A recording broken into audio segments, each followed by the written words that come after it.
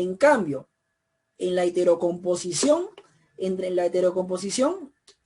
esto es una forma de solución del conflicto mediante el cual un tercero aquí va a imponer su decisión para resolver un conflicto.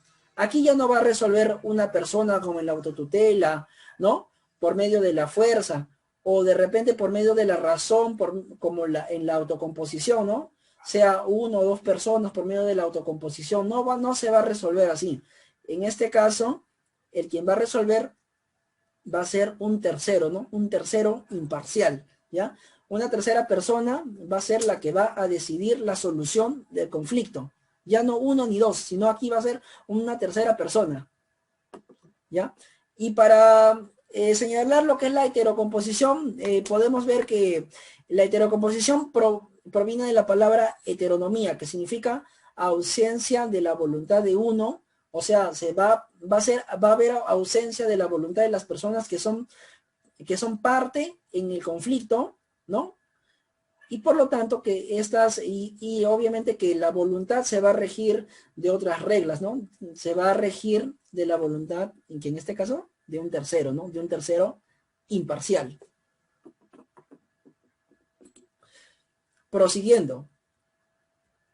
La heterocomposición. Esta alternativa de solución consiste en que un tercero imparcial y ajeno al conflicto va a decidir resolverlo. Ya lo mencioné, ¿no? Acá hay un tercero, ¿no? Que va a tener una postura firme, que no va a estar ni a favor de uno ni a favor del otro. Es un tercero que va a imponer su decisión, ¿ya?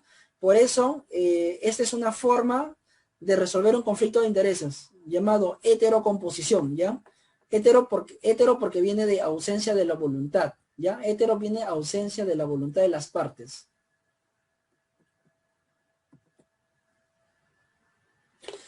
En la heterocomposición, las principales características es que esta es indirecta.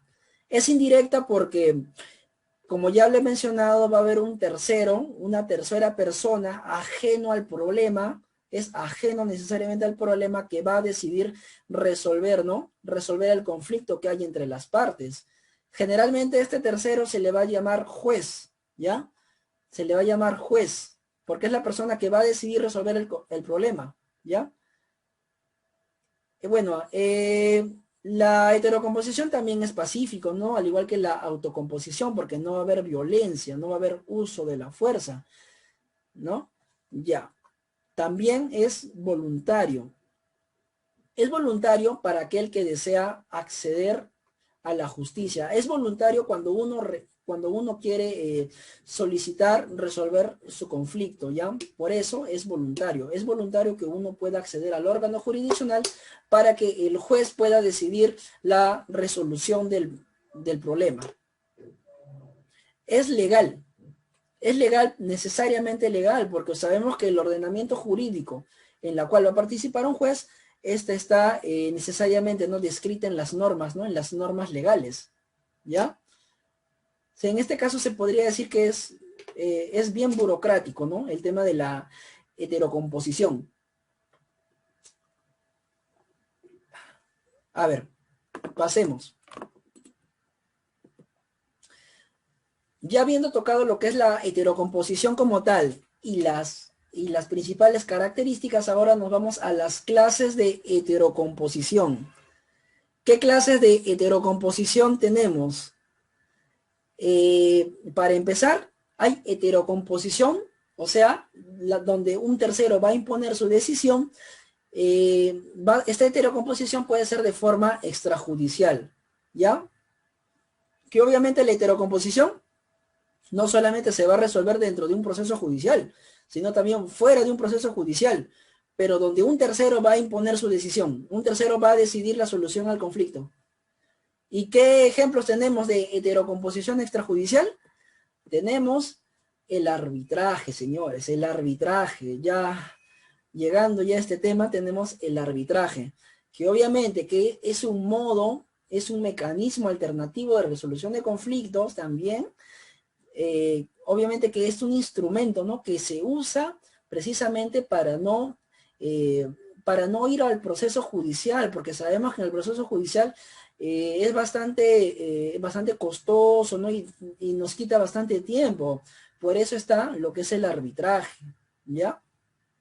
Muchas personas a veces también me han preguntado por qué las personas optan por el arbitraje y no por la conciliación, ¿no? Que prácticamente son finalidades que les va a ayudar, ¿no? Y obviamente que sí. O sea, la finalidad está en solucionar el conflicto. Pero la diferencia, como ya lo había mencionado, es que en la conciliación, ¿quiénes resuelven el conflicto? Las dos partes, ¿no? Las dos partes que intervienen. Y en el arbitraje, ¿quién resuelve el conflicto? El tercero, ¿no? Un tercero imparcial llamado árbitro va a resolver el conflicto, va a decidir la solución del conflicto. En el arbitraje, no, ninguna de las partes va a imponer la solución, ¿no? El que va a resolver el conflicto va a ser el árbitro. Ya. Por lo tanto, ya lo he mencionado, el arbitraje se constituye como un medio alternativo de resolución de conflictos, ¿ya? Ya. Otra clase de heterocomposición tenemos aquí sí la heterocomposición judicial, ¿no? Todas aquellas formas de resolver un conflicto dentro ya del ámbito jurisdiccional, dentro del ámbito judicial. ¿Qué ejemplo tenemos? Aquí podemos ver una infinidad de ejemplos, ¿no? Que pueden resolverse dentro del proceso judicial. Demanda de alimentos, demanda de desalojo, demanda de prescripción adquisitiva, demanda de interdictos, ¿no? De nulidad de acto jurídico.